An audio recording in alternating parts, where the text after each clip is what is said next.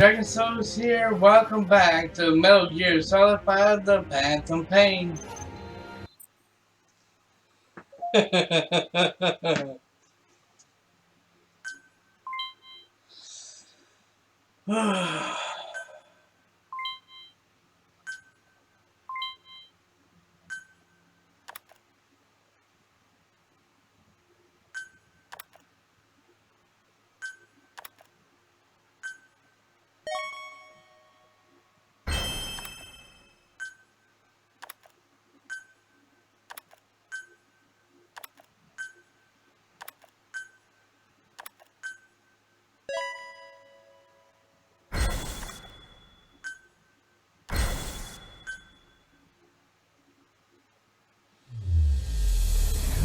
I won't scatter your sorrow to the heartless sea.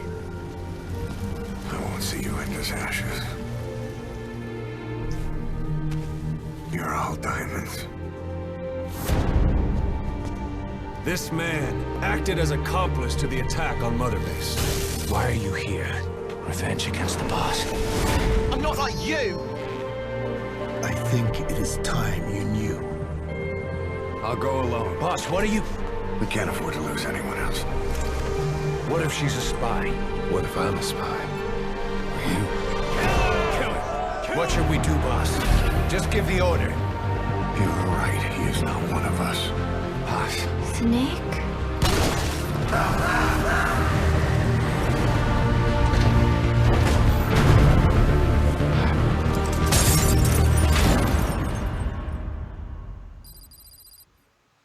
To be continued.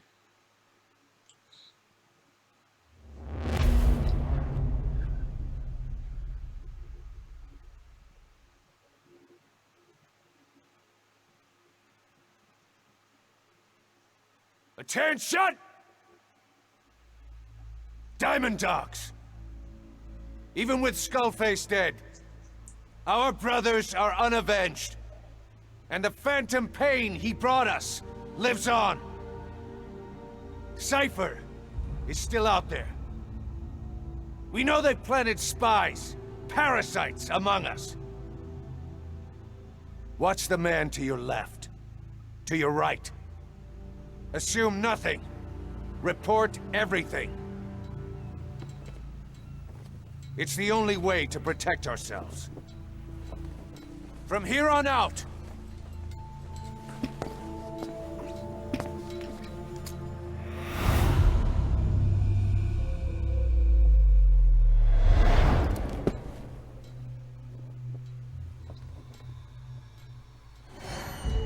you will be my eyes.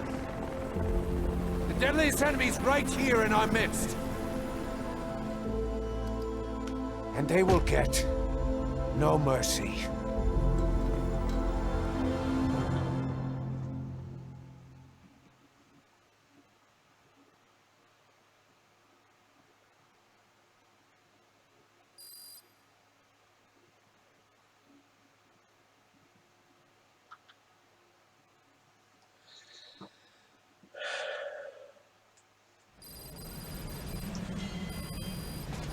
Even with Skullface dead, our pain is still right with us.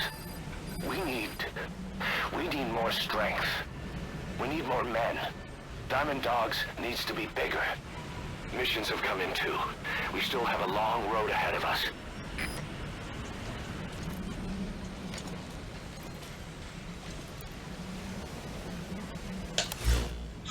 Well, just when I thought we was done.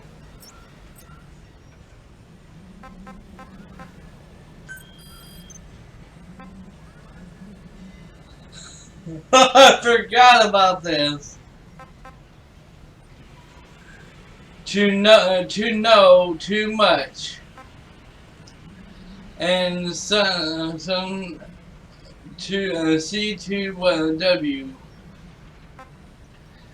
and back up, back down.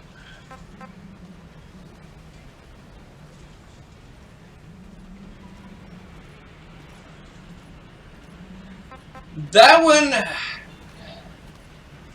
extreme. That one we've already done before.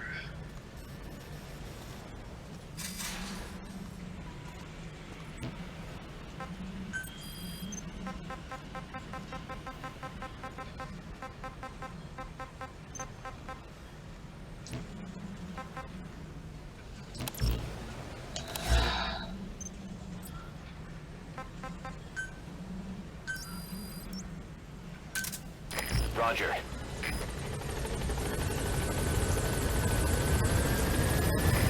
This is ps4. Arriving shortly at LZ. And I do remember that those cutscenes that they just showed. Chapter 2, Race or something. On station at LZ. I do remember that. I definitely do remember it.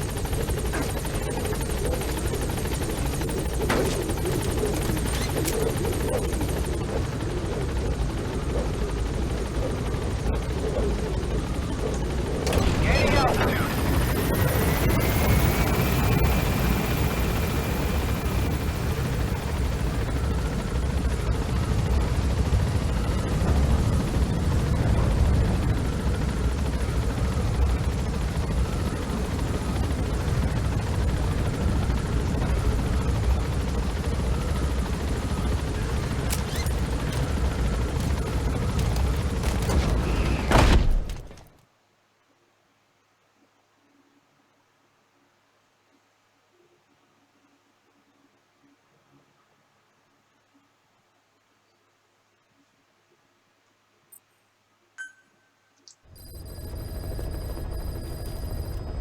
Boss, you can now give the order to develop or dispose of nuclear weapons from your iDroid.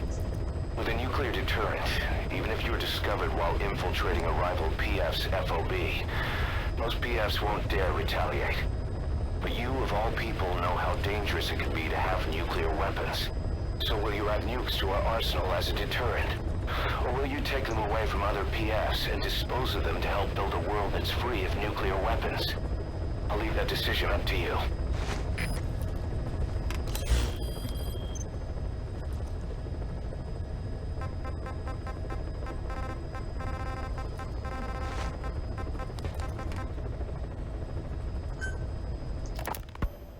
Emmerich didn't go with depleted uranium for Sahelanthropus' armor because of its strength.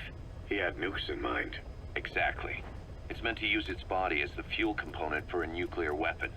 Sahelanthropus uses built-in uranium enrichment archaea to melt its own body and extract uranium-235 from the depleted uranium in its armor. Those archaea perform the enrichment in an extremely short time. The concentration jumps by a factor of several hundred, from 0.2% to over 90%. The end result being highly enriched weapons-grade uranium. Sahelanthropus' body itself becomes a nuclear bomb.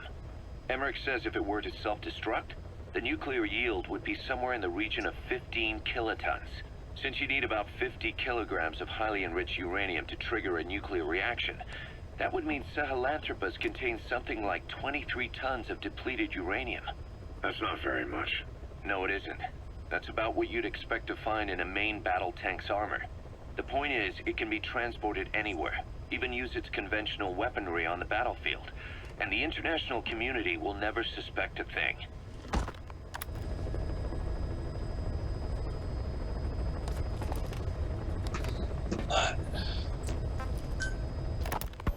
I just received word from the R&D team and the transport team out of Afghanistan. They finished installing Sahelanthropus on the base. It's ours now. All right. Don't let any of the staff touch that thing. Especially Emmerich. Of course. That guy's crush on Sahelanthropus is beyond a joke. Guess he really wants to see his tech stand on its own two legs this time. That's not gonna happen. I know it. So you've got no plans to make it operational again? Damn right. Boss, I want to hear it straight from you. Hear what? What the hell do you want with that thing? The drive is busted. It's not like it has a nuke on board. Even if the metallic archaea could turn it into a nuclear weapon, all it could do is self-destruct. Sahelanthropus just isn't a weapon anymore. It'll draw unwanted attention without even being a deterrent. I know. The weapon's development strut sank 2 feet under that thing's weight. That's 1 year's drop in a single night. We've started on reinforcing the strut, but there's no guarantee it'll hold up if a storm hits. I know that too. Boss, why keep it? It's a mark. Us Diamond Dogs, we don't have a country to call home. That means we have no past, nothing to prove that we lived. Every one of us threw it all away when we came here. Sahelanthropus is a symbol to show that the likes of us brought at least one crisis to its end. A mark in history. So we can't just fade away. It's of no practical use to us, but we still need it. A symbol of what we've done. I'm glad I sounded you out on this. Snake, on behalf of all of us, I want to thank you. I don't need gratitude. I need security. Keep Emmerich away from that thing. Roger that.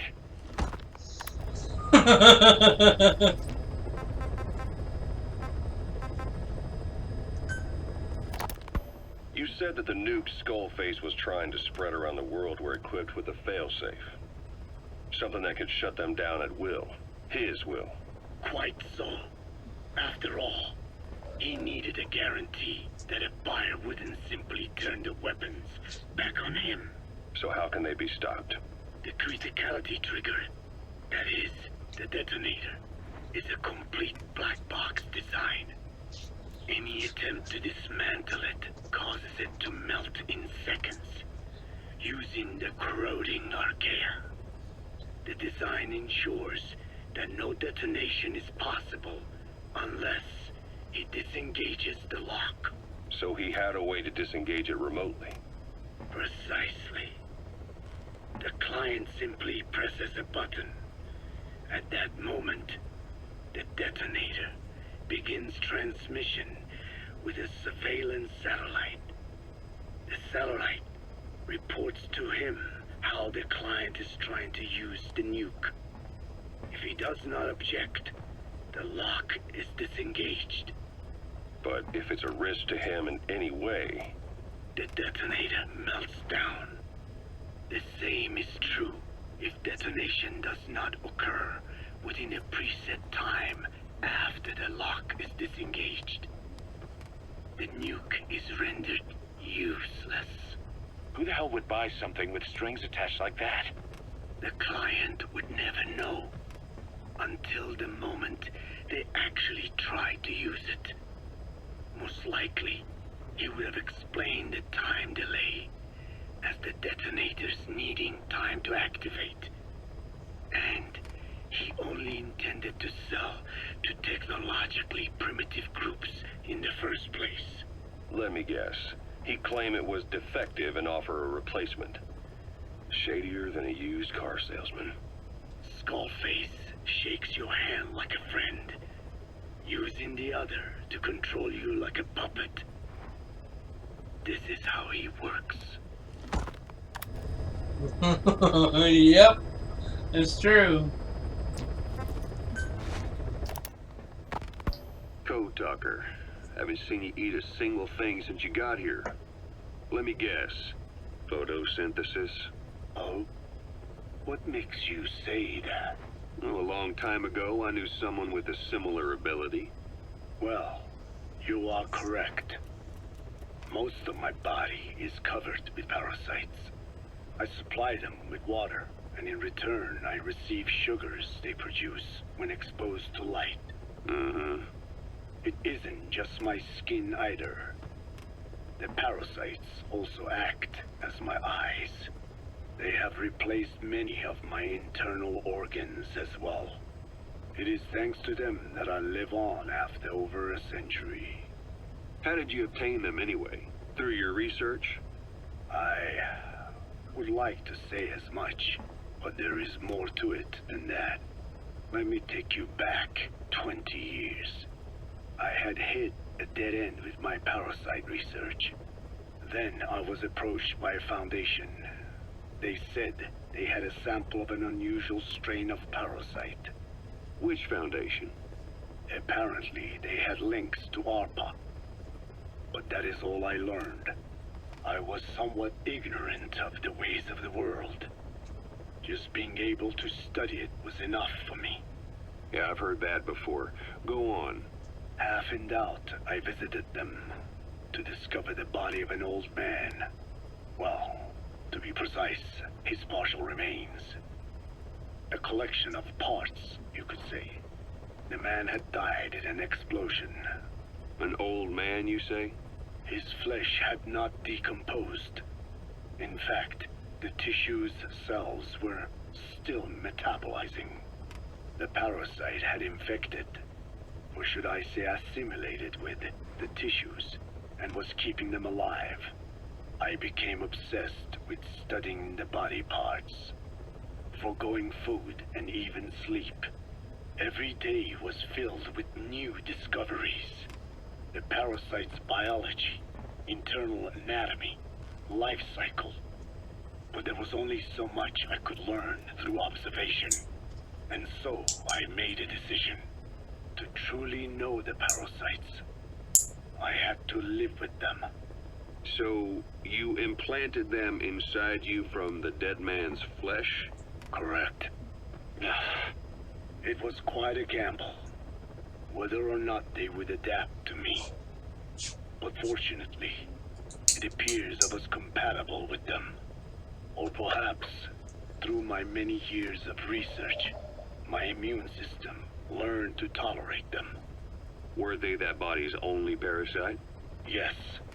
However, there was a separate specimen that supplied its host with adrenaline in response to pain, and yet another that could control insects at will through secreting heterogeneous pheromones. I wanted exposure to them, to take them into me, but my wishes were denied. Their records, though, provided clues that helped advance my research. Would you care to join me? A life spent never worrying about food is a most wonderful one. I think I'll pass. But thanks. This has been helpful.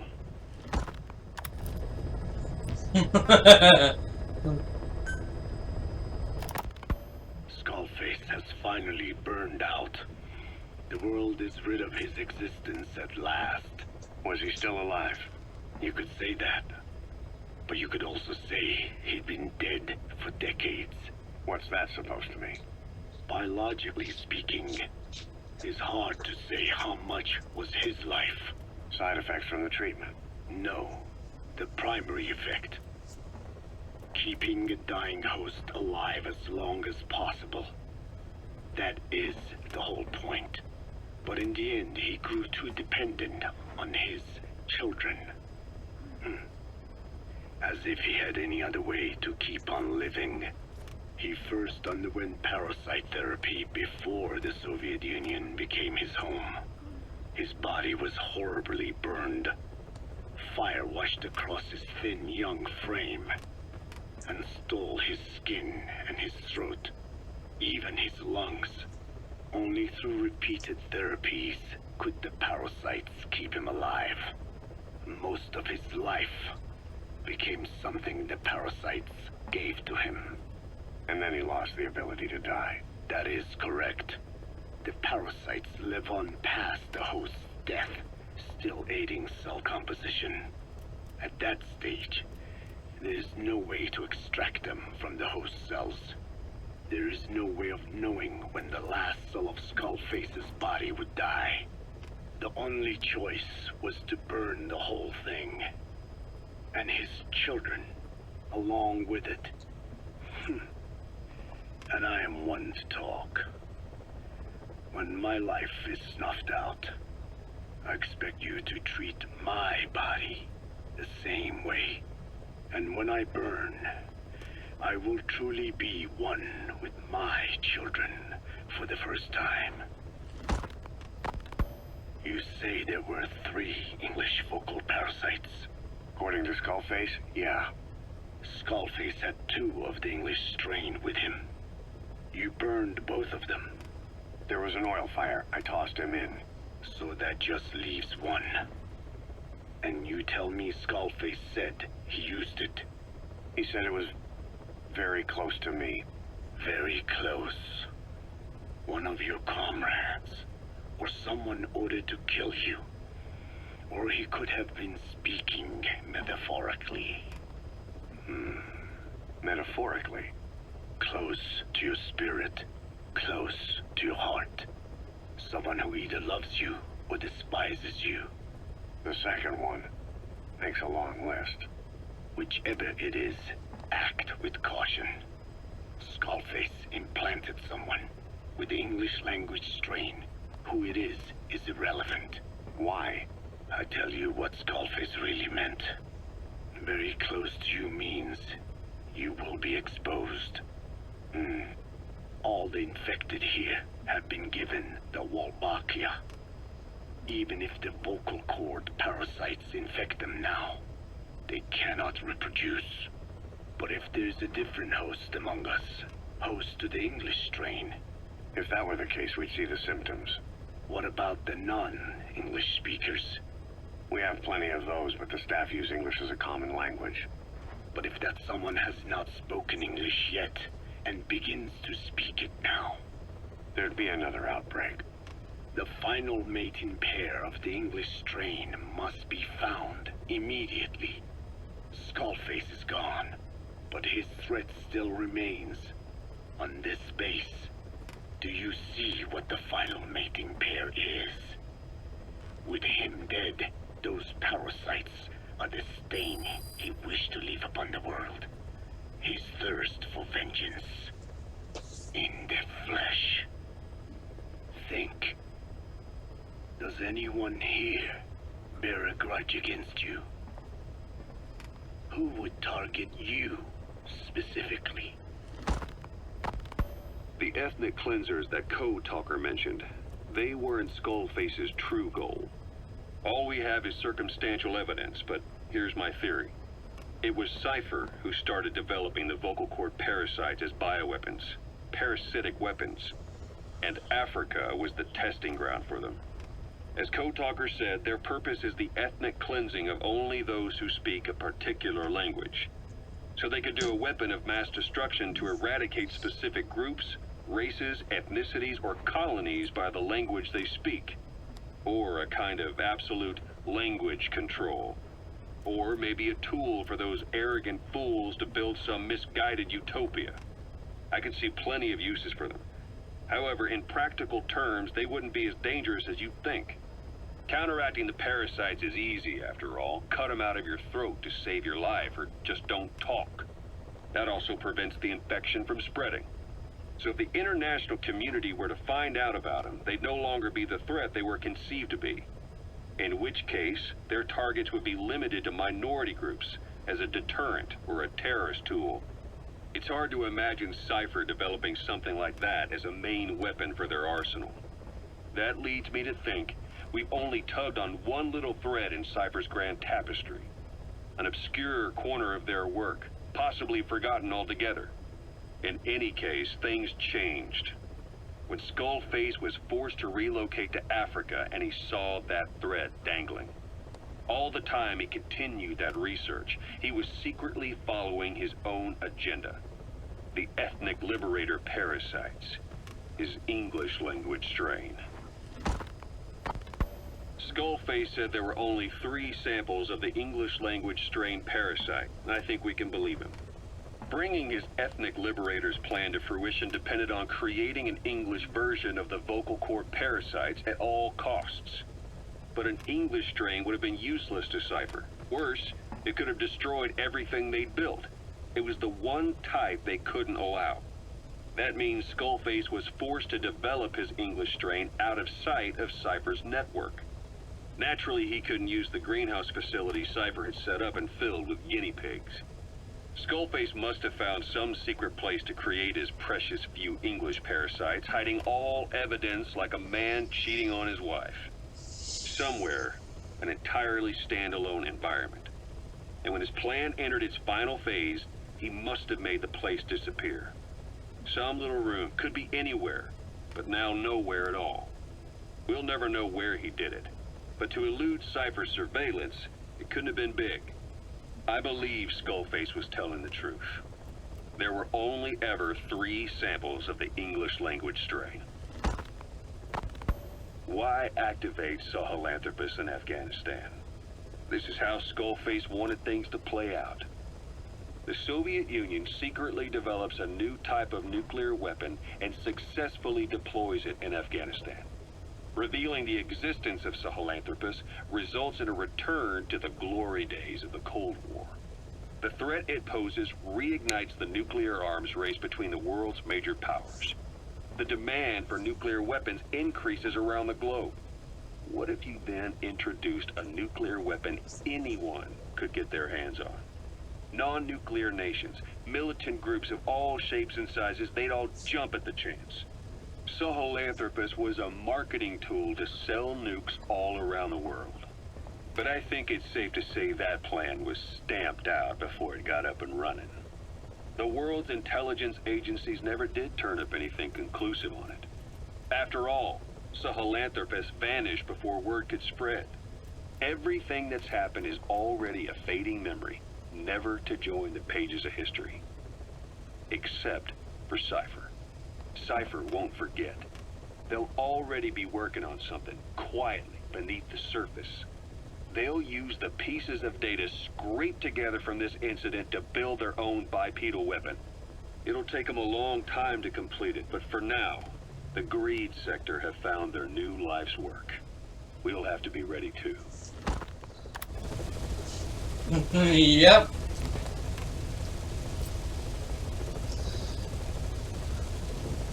Alright, give me a few minutes, everyone. I'll be right back.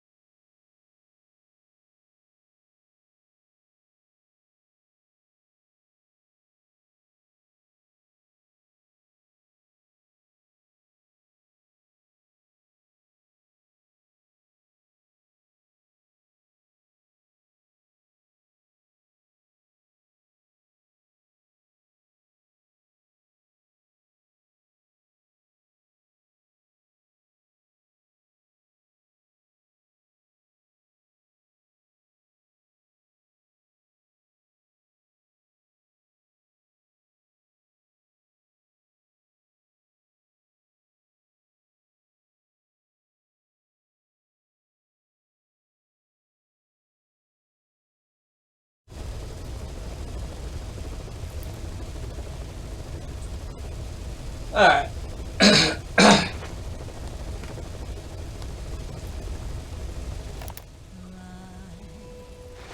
In the deepest night, reaching out, grasping for a fleeting memory. All the thoughts keep piercing this broken mind. I fall, but I'm still standing, motionless.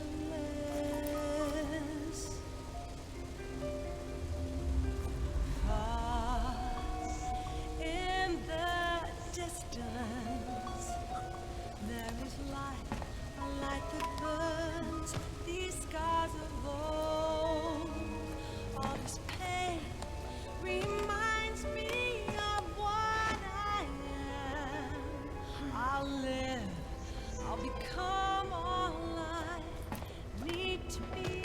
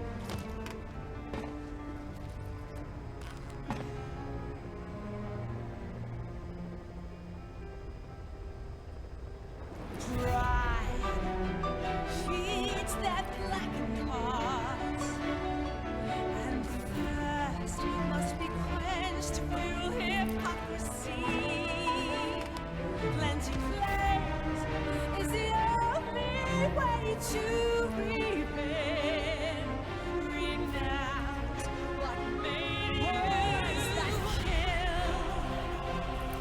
Would you speak them to me with your prayer so still? It makes me believe that sins never die. Can't wash his blood off our hands. Let the world fill us all. It's just means to an end. Our salvation lies in the beyond the truth. Let me suffer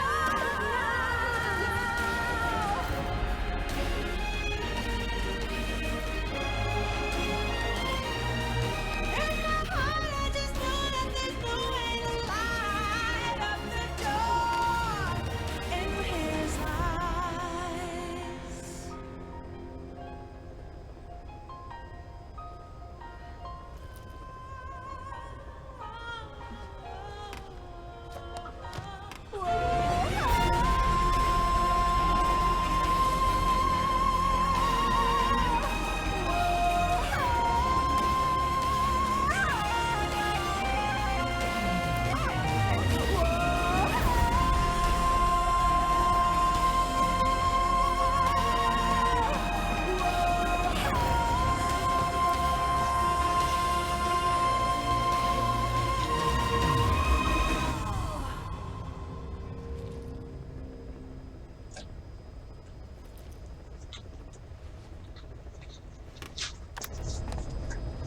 Alright.